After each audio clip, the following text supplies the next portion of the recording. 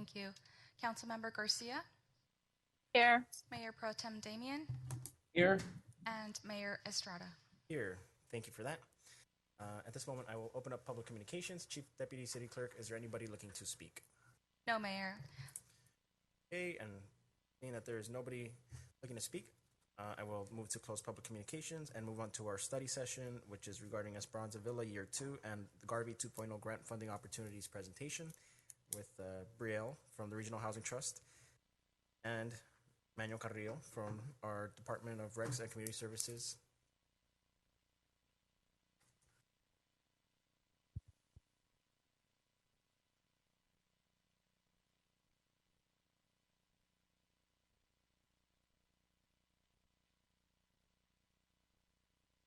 Got it. All right, now that you can hear me, can we go on to the next slide, please? Great, so this is a photo of Esperanza Villa. We're very excited to be almost at the 6-month mark. We opened on November 22nd, so in just a couple days, we'll have been open and serving clients for 6 months. Next slide.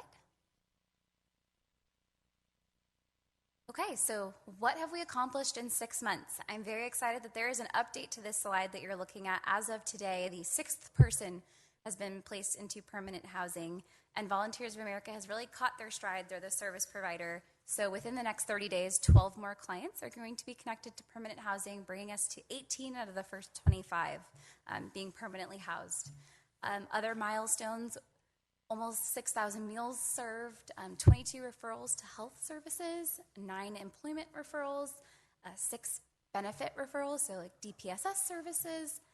There are 15 participants on the wait list for the site, so as soon as those 12 clients I mentioned earlier move out, those units will be filled and we can help additional unhoused neighbors get into permanent housing.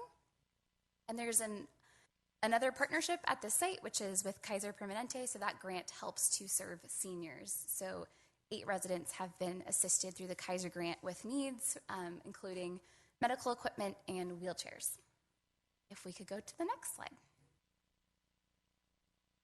It's so much more than just a connection to permanent housing. That is definitely the ultimate goal for each client, but while clients are at the site, they're also able to celebrate smaller milestones. So the photo you see to the right is a happy birthday banner. It was actually Joe's birthday, who was interviewed by Spectrum News when he moved into the site.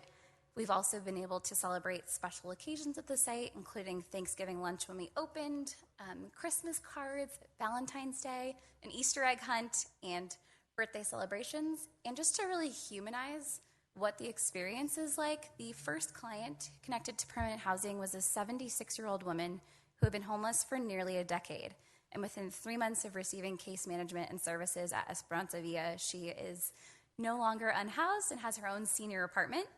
And the second resident housed was also a senior female. So I think it's really, really heartening to hear these stories. And more than half of the residents at Esperanza Villa, or more than half of the initial residents, were seniors.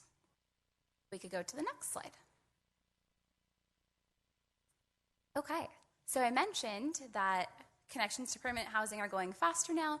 Volunteers of America is doing a great job doing monthly collaboration meetings with other service providers. So meeting with Union Station and other housing partners to make sure that clients' needs are being met and helping address where there might be any delays, making sure that clients are connected to documentation services that they need to get their licenses or anything else that might be slowing them down. The Baldwin Park Housing Authority has also been a really great partner, in particular with the Emergency Housing Voucher Program, to help streamline that process. And we're excited to announce that the San Gabriel Valley Council of Governments is launching its workforce development program this summer, which will include employment opportunities and living wages, providing jobs through Pallet Shelter, who provided the tiny homes for the units, Habitat for Humanity, and Active SGV. Currently, Goodwill is also providing job services at the site right now on Mondays through Measure H.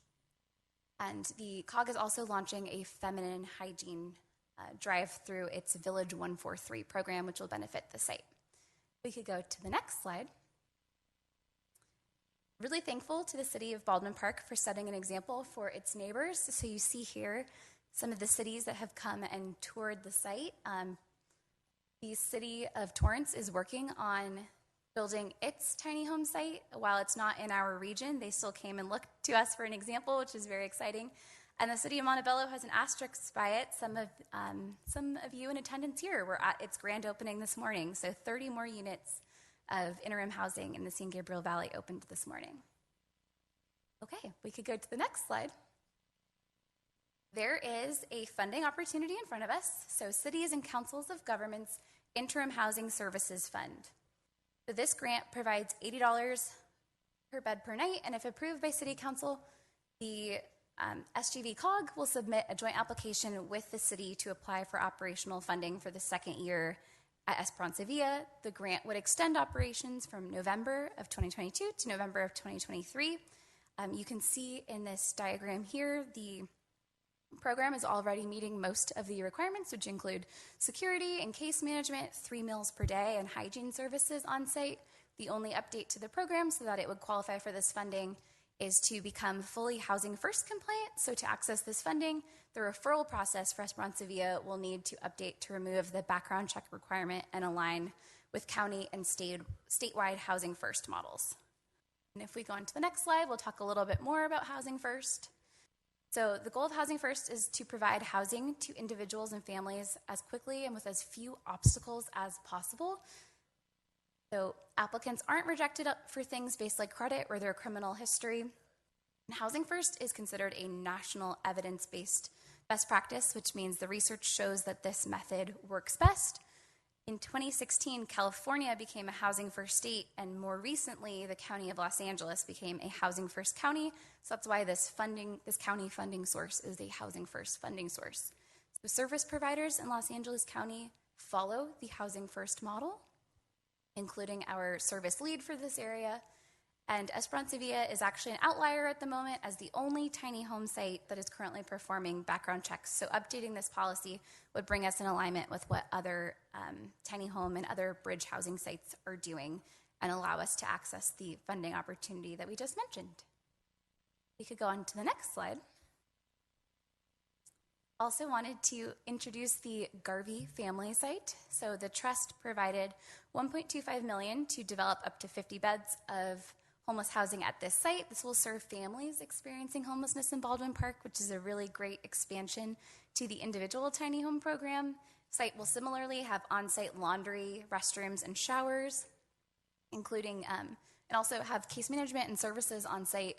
The existing garage at the site will be converted into a study area, which is really exciting for the children that will get to live there. And the city is working with Boss Cubes to provide modular units. So these are bigger than the tiny homes at Esperanza Villa to accommodate families. And then there's also the capacity to connect 2 units to accommodate larger families. So the trust will assist in securing a service provider like we did at the Esperanza Villa site. And this service provider will provide all of the wraparound services on the site, including 24/7 staffing, meals, and case management for clients. And the site is anticipated to open in late September of this year, which is pretty soon. We can go on to the next slide. This is a draft layout of what the site would look like. So that red line that you see is Garvey Avenue. The blue path is how clients would enter the site. This would provide ADA access into the site. And then you can see in the right of your screen, there are 16 units that can accommodate the 50 beds mentioned. So there'll be bunk beds and full beds to accommodate families. The 2 yellow units you're looking at are recommended as the units that could have a pass-through door to expand to accommodate larger families. And the next slide shows a really pretty rendering of what this site could look like. So to be a warm and inviting space for families to end their experience with homelessness. Okay, and if we go on to the next one, we have a funding opportunity here too, which is really great for operational funding. So this is through Los Angeles Homeless Services Authority, or LAHSA, and this program provides $90 per unit per night for family interim housing. So this is $10 more than the other county programs that we're recommending for Esperanza Villa. And this is a non-competitive allocation, so these funds would be awarded to this project if the city accepts them. Local preference is allowed here.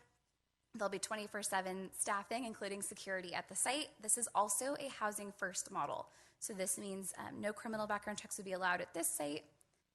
Also important to note that because we'd be using LAWSA funding, the federal or HUD definition of homelessness applies here. So it's clients that are literally homeless versus couch surfing, which is sometimes allowed by the school district through the McKinney-Vento Act. Undocumented families are eligible for this funding source, and Trust and Baldwin Park staff met with the Family Solutions Center to discuss best practices specifically for families to make sure that this program is going to fit their specific needs. And on the right there, you see a sample of what a BOSS Cubes looks like. So it's larger than the Esperanza Villa tiny homes. I actually got to go tour the BOSS Cubes factory with your public works director, and we are very excited about what that product looks like. Okay, if we go on to the next slide, I'm actually going to turn this over to Manny Carrillo. Thank you very much, Brielle. Hello, Mayor, Mayor Pro Tem, and council members. Brielle, thank you for your thorough and insightful presentation of Esperanza Villa update, and also congratulations on the opening of the 30 site today in the city of Montebello. I have a few comments before we conclude the presentation. Tonight, as part of the regular city council meeting, you'll have an opportunity to vote on consent calendar item number 10 in order for us to apply for the funding for Esperanza Villa. In addition, I'd also like to acknowledge some of our team members. We have Eurico Ruiz Esparza, Community Services Supervisor, in the audience. So we have Carol Averill, Housing Manager, who's also been an integral part. And last but not least, we have Ron Garcia, Acting Community Development Director, that together we have been working tirelessly on locating funding opportunities.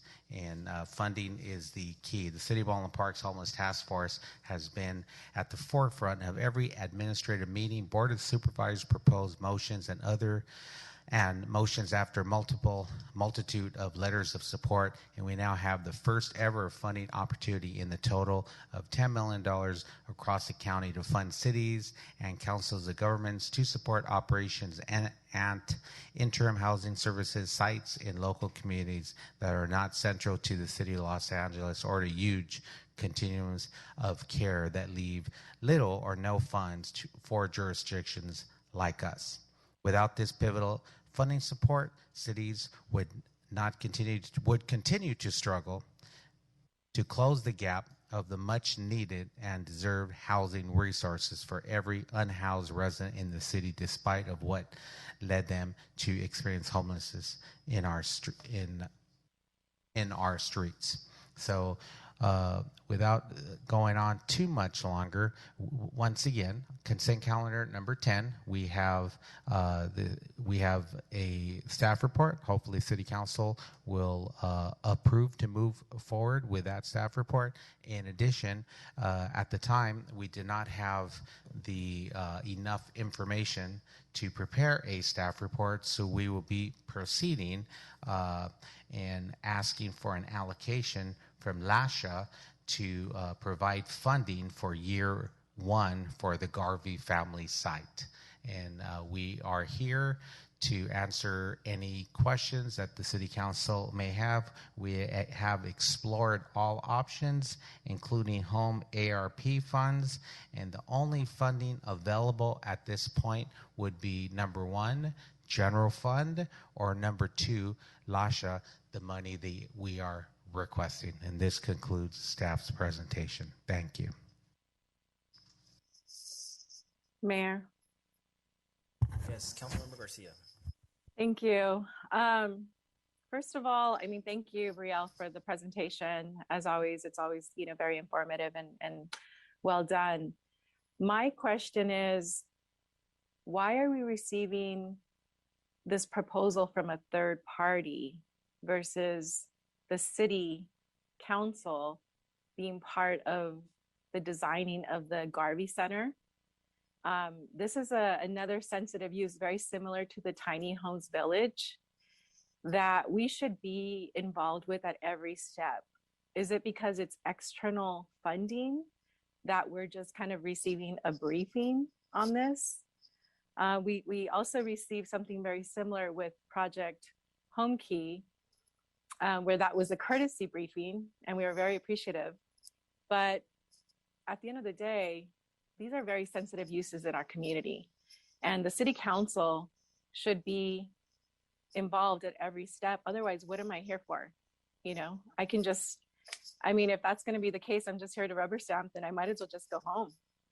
So that's my question to start. I'm not sure if the mayor would like to answer first, but I can add that the city put forth an application to the Regional Housing Trust for use of this site. So it is definitely a project that was brought forth by the city. We're here to be a partner, which includes the funding and technical assistance. So some of that technical assistance includes me standing here giving some updates, but this is very much a collaborative effort. And I know if we were to move forward, there would be additional engagement with the city, come back to talk about design and more details. But as far as use, that was brought forth before this council prior to today. And I agree with you, Brielle, that we did approve the funding source and the acquisition of the site. But, you know, correct me if I'm wrong to my colleagues, but this is the first time that we see, you know, any rendering, site plan, details of the project, and it's being presented as if this is what's going to happen at the site.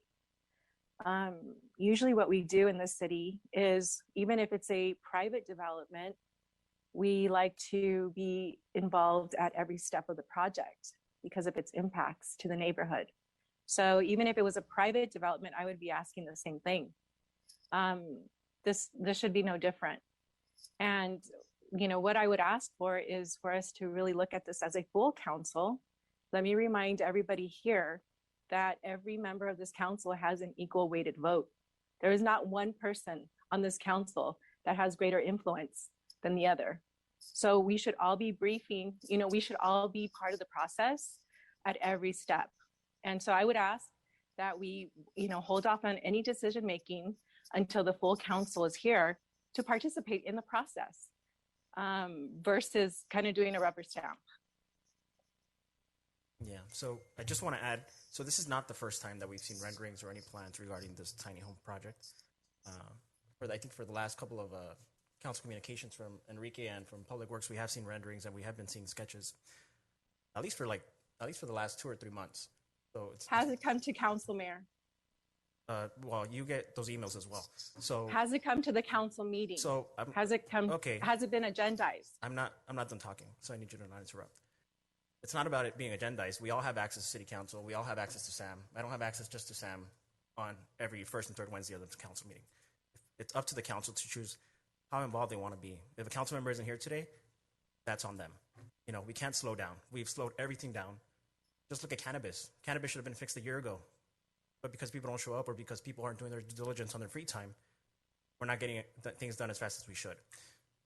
When we first opened up this project, we gave clear direction to Sam and to staff that we wanted a project that was family friendly, and they took that into consideration. Absolutely, Again, I agree with you. Yes, so at the end of the day, it is up to council members to get involved past the city council meetings and do their due diligence and speak to the team and get their input in as well. So I don't think anybody here is doing more than anybody, or this is a one-man project. I think it really is up to the council, and I think I've said that before, and that's what it comes down to. It's up to the council to decide how involved they want to be. You get a stipend, you want to be involved 20 hours or 200, it really is up to you. So I don't think that there's any sort of discrepancies here, and you know, we're focused on the end result of this project. So to slow it down because of subjectivity or how it's going to look, or based on the color of the inside of the floor, I mean, that's not really something that should be the priority when trying to get these people sheltered. Mayor, you know, with all due respect to the comments that you've just made, first of all, the process of the legislative process of the city of Baldwin Park is to bring items to the council for review, for consideration, approval, or disapproval. That's a legislative process here in the city as well as any other city. Now, if any one of us wants to spend all day at City Hall, you know, hand-holding and providing, you're right, that is a discussion of every member, but that is not the legislative process. And I just want to remind everybody that that has been happening way too often. And here we have a third party, with no offense to Brielle, because you do a wonderful job, third party giving the city a briefing on what's going to happen at a site that is extremely a sensitive use in our city. Every member of the council should, have been briefed about exactly the details of this project, and we should be able to chime in on this. And I agree that today was the opportunity to do that, right? And we have 2 members missing. So I agree with you that today was an opportunity. However, it looks like it's more baked than kind of preliminary or exploratory or even conceptual. So that's my concern, is with any project in the city, this council, through the legislative process and legislative actions, should be involved and provide input, because we were elected by the members of this community to give the input, to be their voices. And if there's only one person that's kind of contributing to that, then we're all doing a disservice to this community, because there are 5 elected members of the council. Again, that is a legislative process. So I agree that this was an opportunity for us to receive the briefing and information. We received it as if it's pretty much a done deal. And I think that we really need to be involved at every step of the process, especially when there is a sensitive use like the one that's being proposed. Mayor, if I may? Yes, Councilmember Damon. And I do want to just mention that any council member that has been interested has been in the process. They've toured the process. They've talked to the prosecutors. They've talked to Braille. They've talked to our staff. Nobody's taking over this project. We also did mention the sensitivities, and we did want security, we want all these things. This is how it is. If we had a update every 2 meetings, we wouldn't get anything done. But yes, go ahead, Councilmember Damon. Thank you. Brielle, thank you so much for the presentation. When you were discussing the renderings there of what the site may potentially look like, I did hear you mention something about this is what it potentially may look like. So can you just clarify that for me, Brielle? Is it something that has already been approved design-wise, or is this just more of a rendering of what it can look like and still pending council approval? Sure. So the layout itself was to help figure out how the requisite number of beds could fit on the site. So I would also allow Sam from Public Works to add anything else there. But that's where this piece comes in. So a layout is needed to make sure that the project can be produced within the funding that's available and within the space that's provided. So this is a way to make sure that all of the services are on site, make sure that that laundry and restroom trailer fits in there, and that we can house all of the 50 family members that we mentioned. And then in terms of the next slide, which is the rendering, this just helps bring it to life, right? We could talk about what it would look like to put up family tiny home units, but it's a little bit hard to picture that without taking a look at what that looks like in 3D. So, I mean, these trees aren't purchased, the deck isn't purchased, so this is really, the paint isn't purchased. This really is just a rendering of what this could look like. And I know that we learned at our last site how involved this city council is, and how important color is to all of us and how we interpret sites. So this is definitely just our architect's recommendation and rendering, but none of this is finalized. Got it. Okay. So it was just more to give us a visual of what the site may potentially look like. And still yet we can make the modifications, whether we want a tree planted here, we want it there, we want this color instead of, the orange, or we want this deck instead of that deck. This is just basically for us to have a visual of the potential of what the site may look like, correct? Correct. Yeah, Okay. Council member, Mayor Pro Tem and Damon. Yeah, I'd like to chime in real quick and provide some context. So at the February 16th meeting, in that staff report, we did say that we asked City Council for authorization to move forward with the grant and to work on a schematic that would then be brought back to the City Council for review. So we do have that in mind. I do agree with everyone that today was a missed opportunity. We could have done that today. but we didn't. But I just want to point out that what was shown is the architect's first stab at the project, which is this is what sets the goal, the tone, the inspiration. It's a grand design that we're trying to see if we can work with and meet with, and then come back to the city council and provide the city council with an update and ask for direction. So that is coming up. I know that the plan and the rendering that was submitted today or shown today, that was just a sneak peek at what we're working on. Thank you, Sam. I'd also like to emphasize that the intent today was to get some consensus in order for us to receive the funding from LASHA. That is probably the highest item on the priority, and is definitely time sensitive, because LASHA has approached us and indicated we do not need to apply for the fund. We just need to give a verbal, and they will allocate the money to us. If we should decide not to, then they will reallocate those monies to a pool of money that other cities can apply for. So we definitely have a proven track record, and the intent today is more to get a consensus to receive the money from LASHA, not only for Esperanza Villa, but for the Garvey site. Thank you. Correct, and that was my next comment. So for tonight's purposes, it's not to agree on what the site's going to look like. This is just basically an overview of the potential for the site.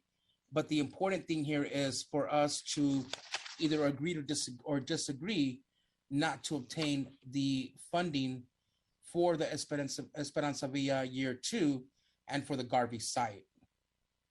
Then once we decide whether we're going to receive the funding or not, then we move on to the next step, and that would basically be the design process for the Garvey site. And we could probably check with Sam one more time just for clarification.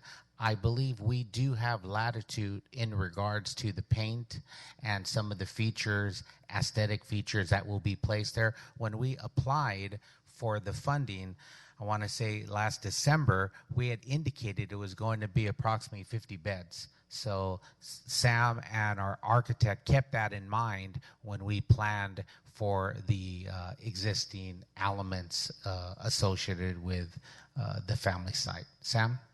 That is 100% correct. Thank you, Manny. So the layout that you see is in line with the grant requirements and in line with what we had presented to council back in February. And so the layout pretty much shows how we can maximize the square footage to meet those requirements. And the rendering is just to show just to show people what our inspiration is going to be, to have something to give people an idea on how to visualize what it might look like. And so we can come back with another study session and talk about directly all about the design and get direction from council at that time. Perfect. Thank you. Mayor. Yes, Councilmember Garcia. Thank you. And so, Sam, thank you for providing that clarification, because it really helped me understand the purpose of the presentation. The way that it was being presented earlier is it was like almost a done deal. So, Sam, thank you for providing that clarification. I know that preliminarily and very conceptually, we did approve the fund, or to seek out the funding and to acquire this property.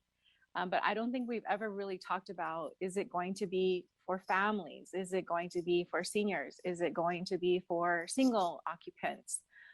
So, that we've already jumped to a site plan without really discussing who is this going to serve? And so this is the process that I'm referring to. And I mean, it looks nice, and paint is always great, aesthetics and all of that. It looks good. But the question is, have we really talked as a council about how this site is really going to serve? There were different ideas that were thrown out about having a parking lot, dedicated so that people can sleep in their cars. Now we're looking at, I think, at like single occupants, if I understood that correctly. So again, it just earlier on, it did look like it was kind of a done deal, but I'd like to better understand, who are we trying to serve here?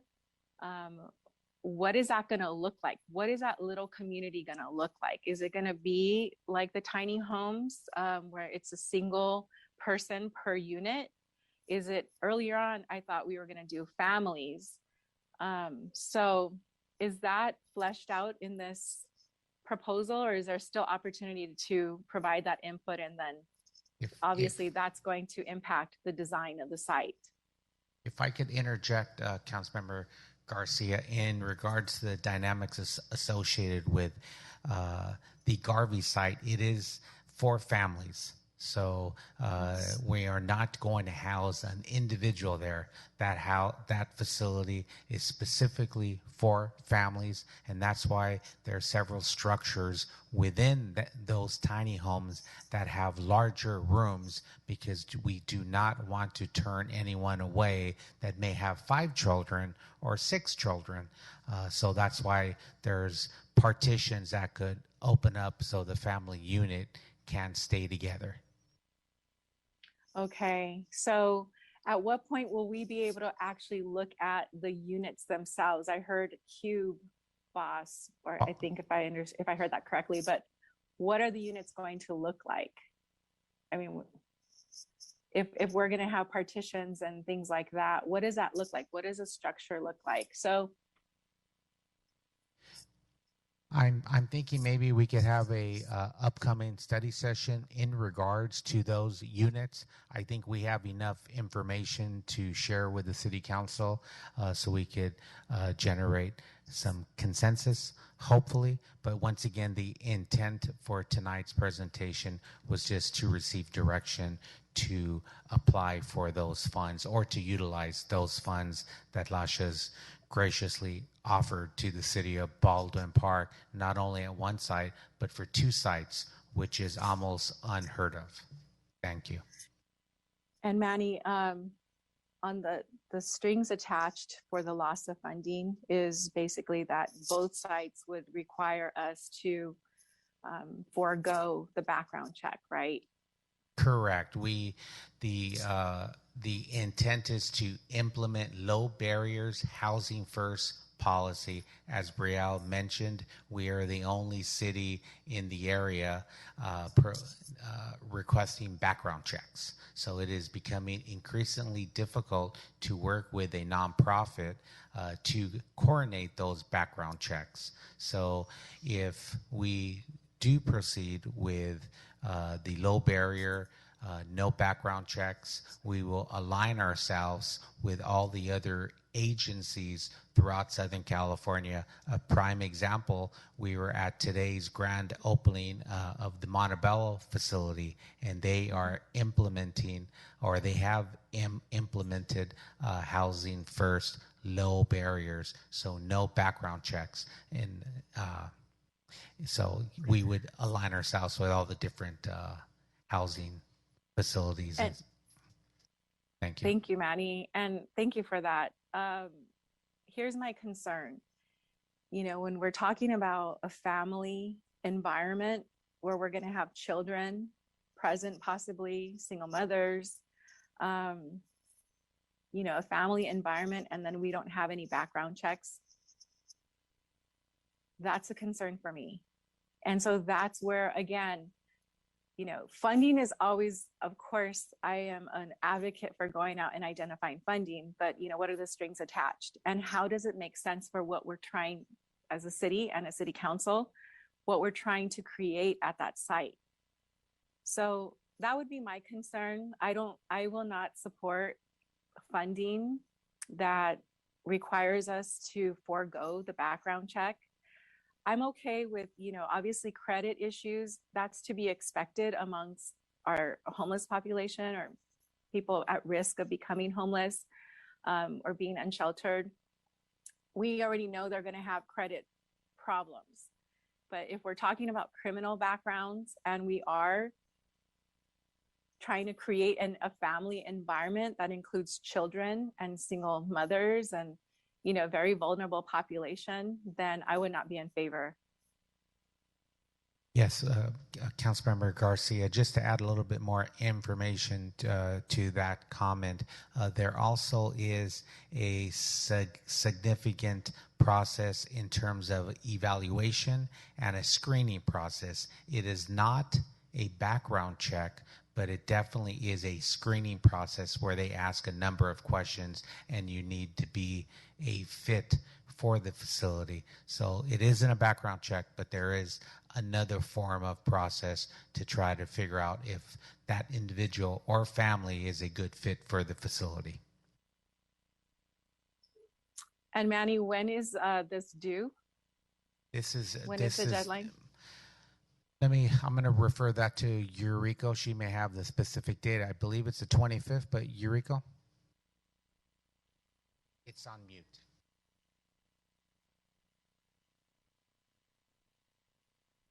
That is correct.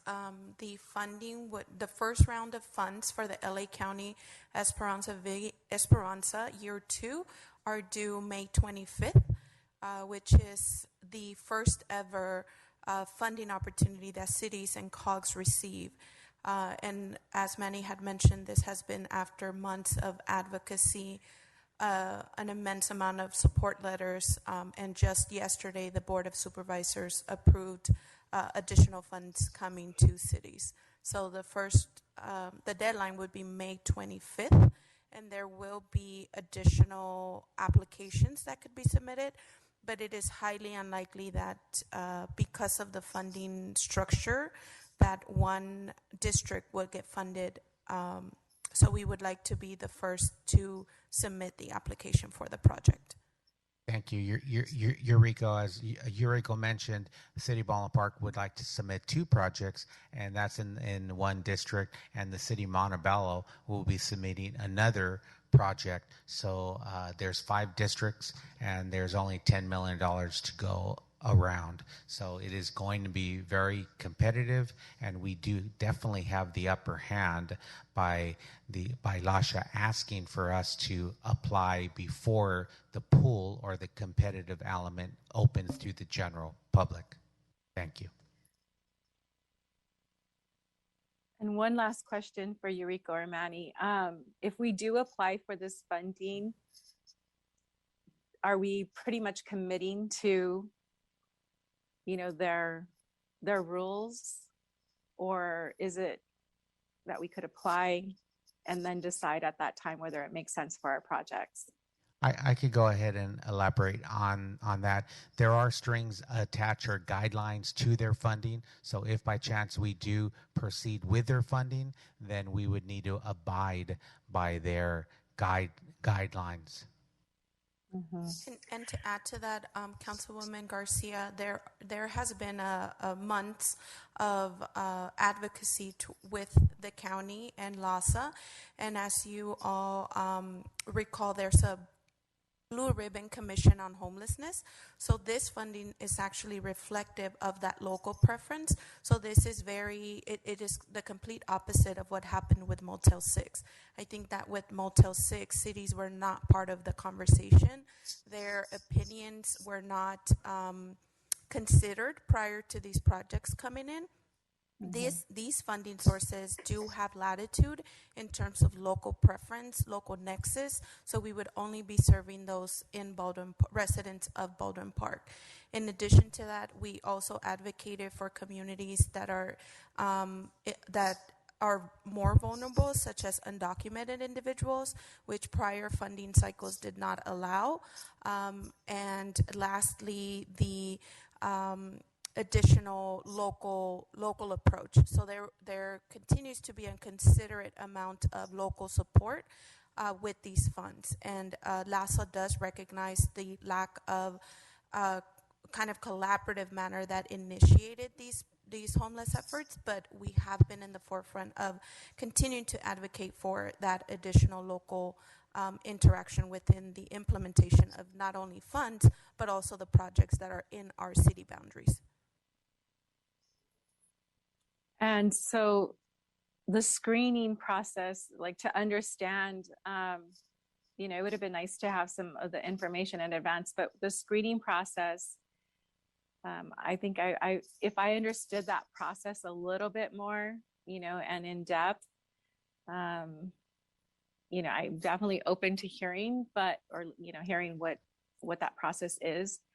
But again, my concern is having that control over the site, and without the background checks, most of concern would be the criminal background.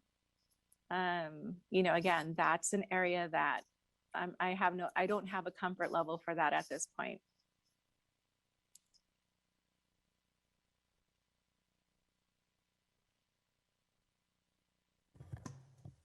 I was going to, sorry, Mayor, with regards to a hard decision that needs to be made, which will be in the next section of the council meeting, the regular meeting, that would be for Esperanza.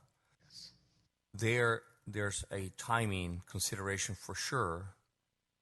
With regards to the Garvey site, and Esperanza has the same string, right? Even though that's already an up and running operation going forward, we would have to abide by the no housing first policy.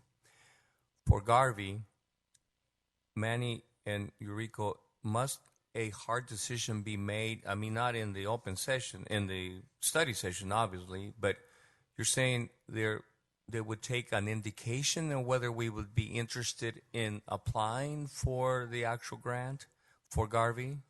That is correct. So the Garvey is not a grant-funded opportunity. It's a budget allocation directly through LASA, and it's part of their current fiscal year.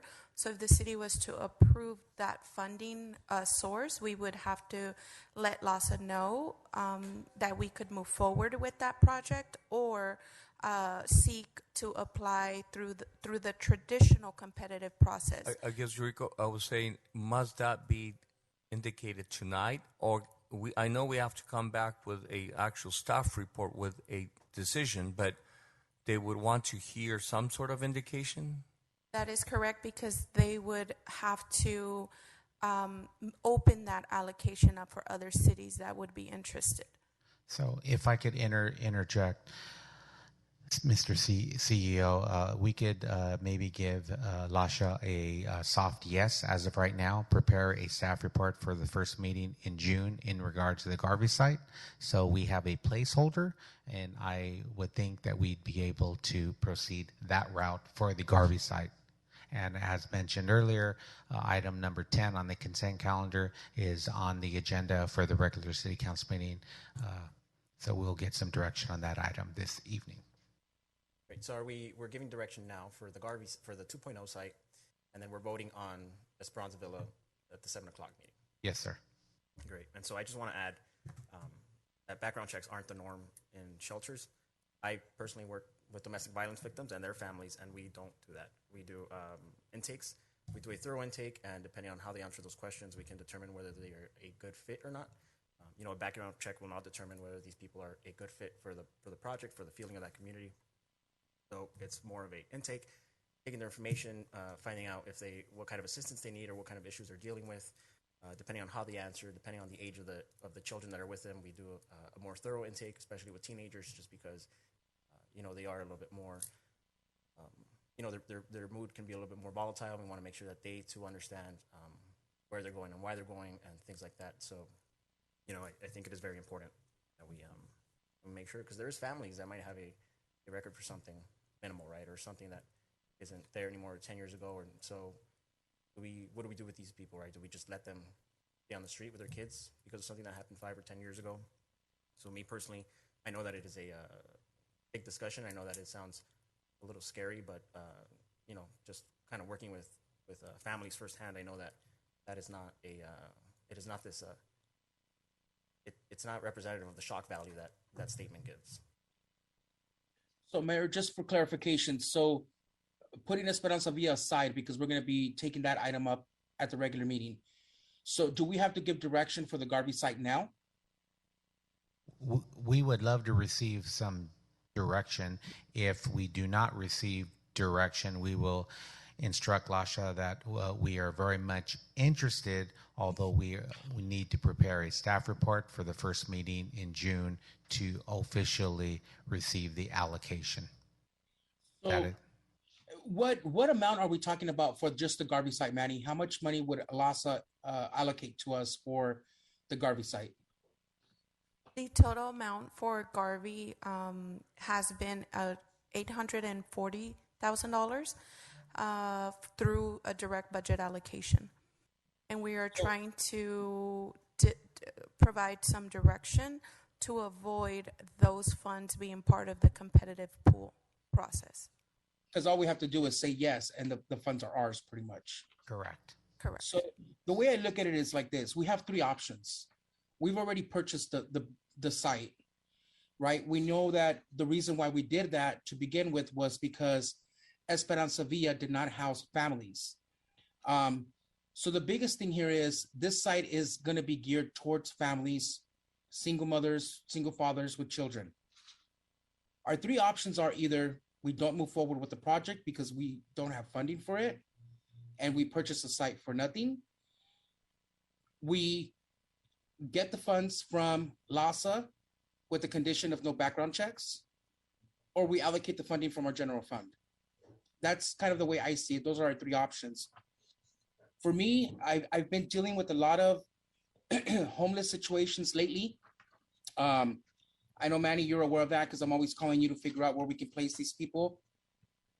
The toughest part is when I get a call or an email or a text, and it's either a single father or a single mother, and they've got a child with them, or two or three, and they're living out of their car, or they're literally out on the street, and there's nowhere for us to place them. And it gets to be very frustrating because the need is a lot bigger than our resources and our funding. So here we are with an opportunity. Whether, yes, I agree, I would want to have more control and have those background checks.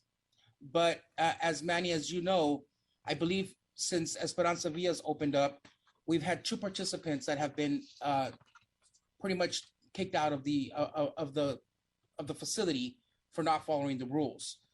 So apart from the intake and to make sure that they are a good fit, these are going to be people with children. They're still going to have to abide by the rules. And if they don't abide by the rules, then they get kicked out of the program or the facility.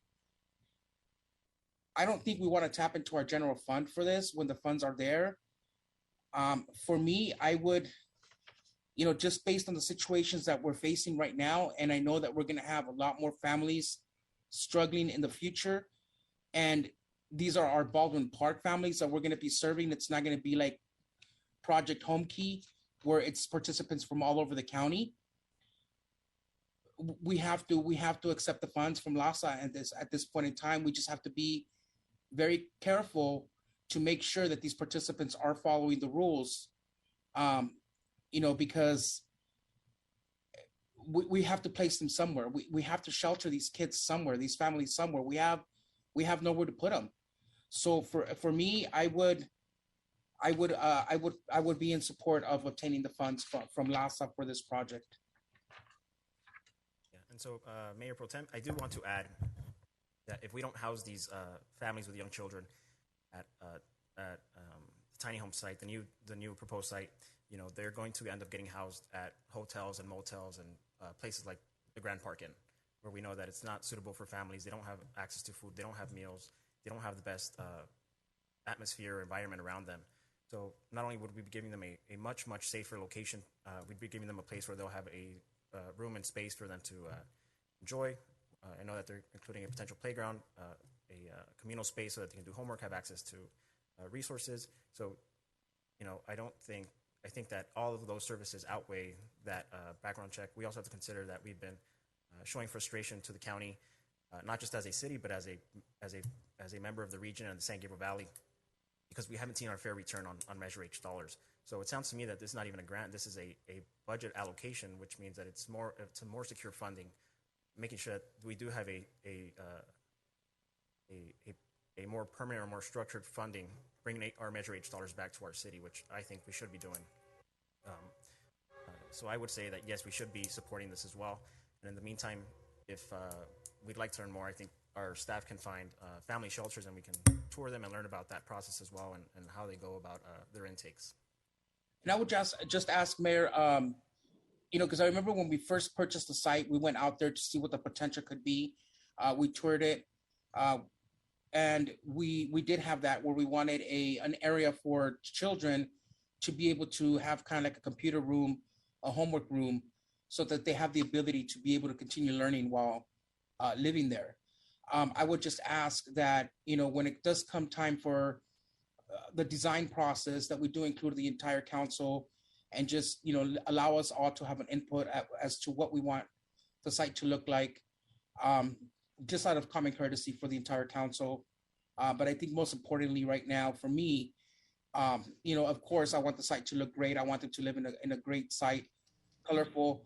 But for me, most importantly is just making sure they have a roof over their head, somewhere that we can actually send these families and these children to. To me, that is priority over, the aesthetics of the facility. Obviously, it's important. We want the facility to look nice. We want these participants to have pride of where they're living at least temporarily, right? But for me, the biggest priority is giving these people shelter and taking them off the streets.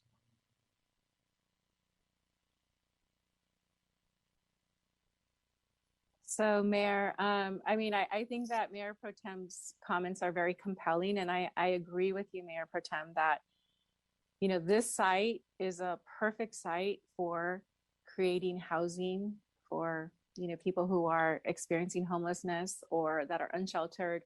I know that there has been conversation about having families at the site. That is all very compelling. I am just getting this proposal for the first time since we had a very conceptual conversation with the acquisition of the site and moving forward in a very conceptual idea of what the site how it would serve our community. I'm not comfortable with the screening process unless somebody here can tell me about what that process looks like, and if we have do we have full control of that? Can we actually create that as a formality, or can we formalize it, I guess? Can we, really hold LASA or any other third party that's going to be part of this project? Can we hold them accountable to the screening process that we're comfortable with? I don't have any of that information. Does anybody here can speak to the screening process? Anybody that has been, working with LASA? Yes, Councilmember Garcia, we have Brielle Acevedo that will elaborate a little bit more on the screening process. Thank you.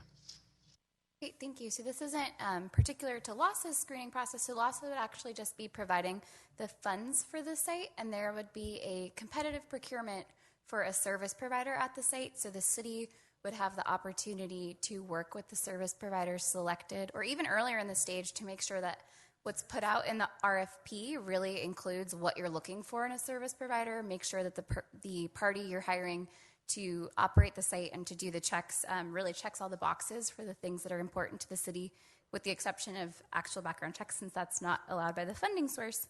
And then in the last two sites that we've done, it's been a really great collaborative process to work directly with that service provider at what does the intake look for this particular site, especially because every city is so different. And here, when we're talking about a different service population, to really consider the needs of families in the city of Baldwin Park. So to help build staff's understanding, the city and myself, we met with Union Station Homeless Services, who's the family service provider lead here, and we asked how the process works for their families.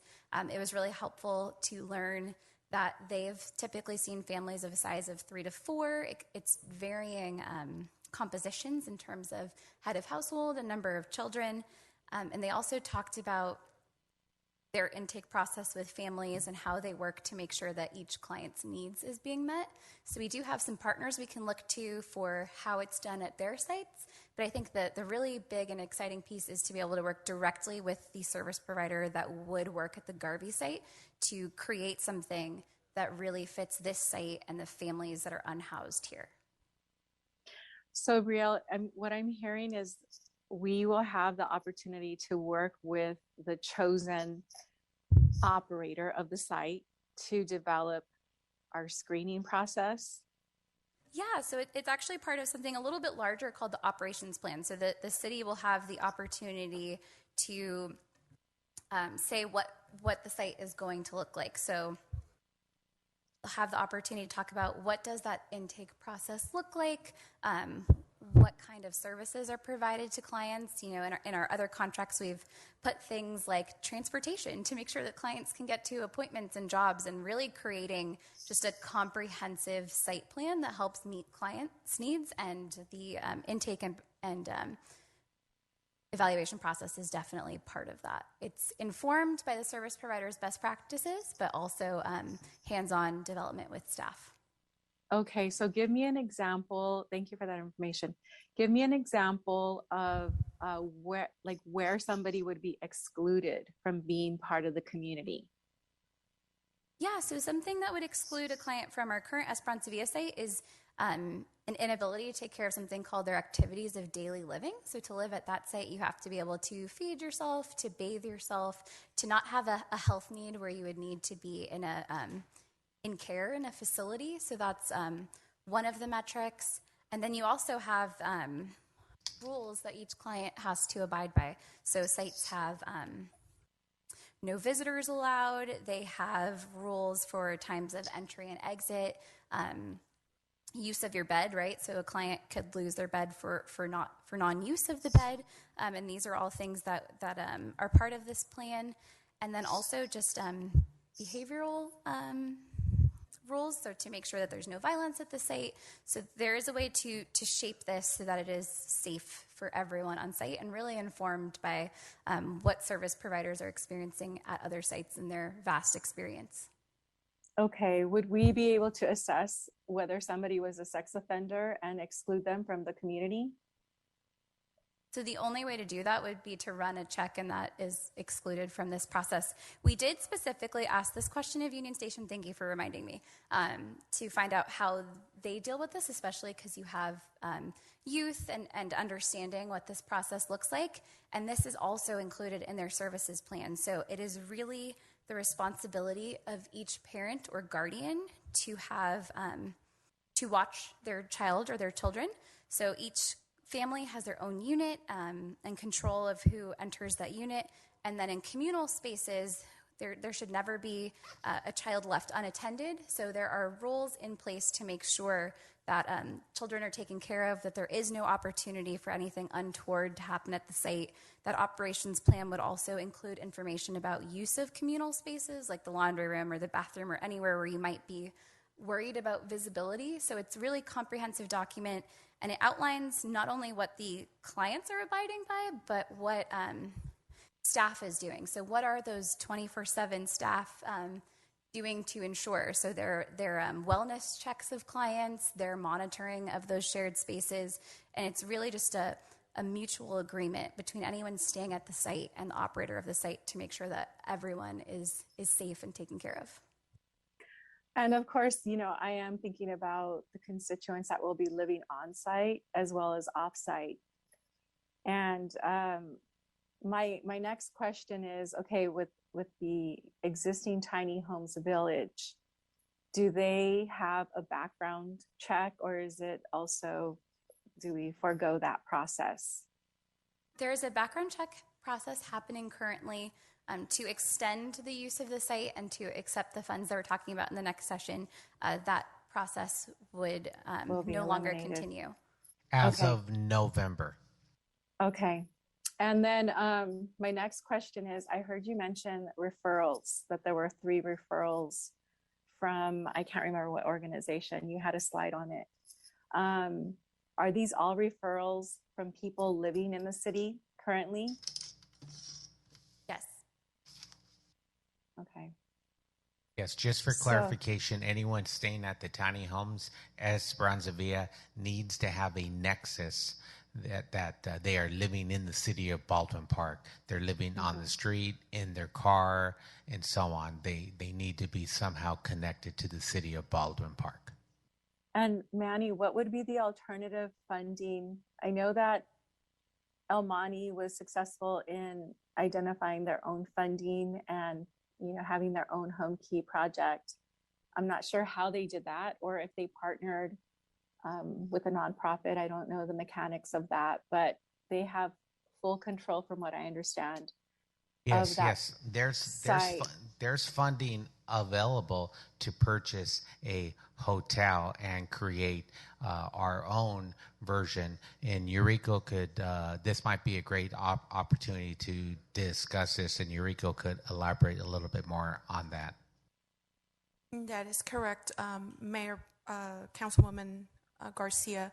The city of El Monte's model is behind the project Home Key element, which also has that ability, that local control ability, but it is a housing first model, and it actually is an extension to serve the region rather than just their local, a local nexus.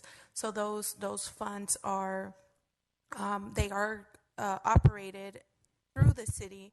However, there's still those elements of housing first, low barrier with the city of El Monte. Okay. So they go with the low barrier as well. Yeah, Okay. basically every existing homeless service provider, we were the exception in year one of Esperanza Villa, primarily because the funding was through an innovative strategies fund that came down from the county with no restrictions at that time. However, best practice does point to the national evidence-based models with Housing First. And every successful city, along with continuums of care like Pasadena, Montebello, Pomona, everyone who has implemented homeless services for quite some time, operate under a Housing First model. Okay. Well, again, if I think about what we're trying to create at the Garvey site and having families there with children, and then, you know, of course, the surrounding, that site I feel is a lot more accommodating than, let's say, the Esperanza site. But, you know, for a project like this, especially if there's low barrier without background checks. But, you know, when I think about what we're trying to create there with families and allowing folks that may have a history of sexual abuse and, you know, criminal background as a sexual predator, I have to question, you know, what we're creating at that site and what we're encouraging in that neighborhood. And I know that we want to keep sight of and focus on families that we're trying to serve, but in that same vein, you know, we want to create a healthy, positive environment, safe environment. And I just wish that we had a funding source that gave us more control to do those background checks. I know that would definitely put me in a more comfortable position. I mean, this information is I first received it a few days ago, and I'm still not at a comfort level with it. And even for all the compelling reasons that have been stated here very eloquently by Mayor Pro Tem, and you know, all of you, I'm just not at a comfort level for it. And I wish that we really had the local funding. Are there any opportunities that could become a possibility? No, we have explored all options, and because LA County is a first, you know, following that model, any of our hopes for future funding, even at the local level, which we do anticipate an additional budget increase of funding local returns. To increase it in the next 5 years, we do not see the Housing First going away from those funding mechanisms. And I think that the more and more we've researched and looked into housing first, we have began to understand the legal implications behind operating outside of that norm when it comes to housing rights and a lot of the other advocacy groups that support housing first models.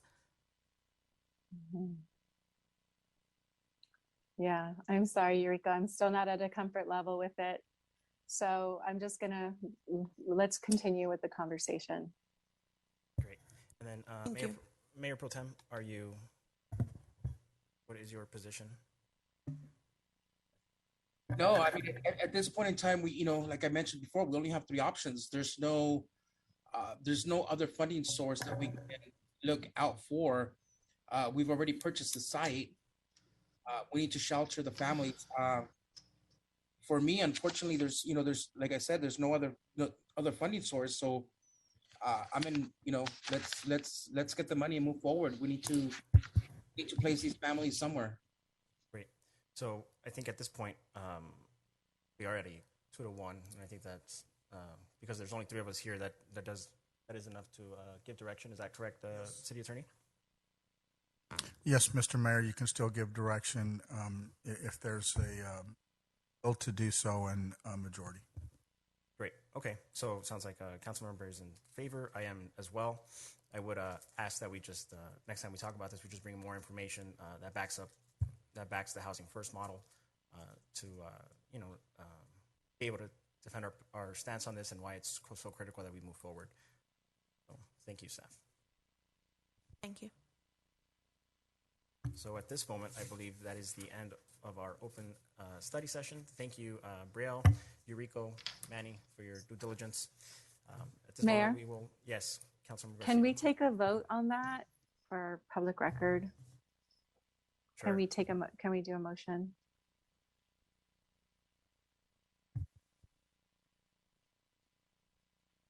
Yeah, that it's not an agendized item. It is a direction. So I don't think that you can.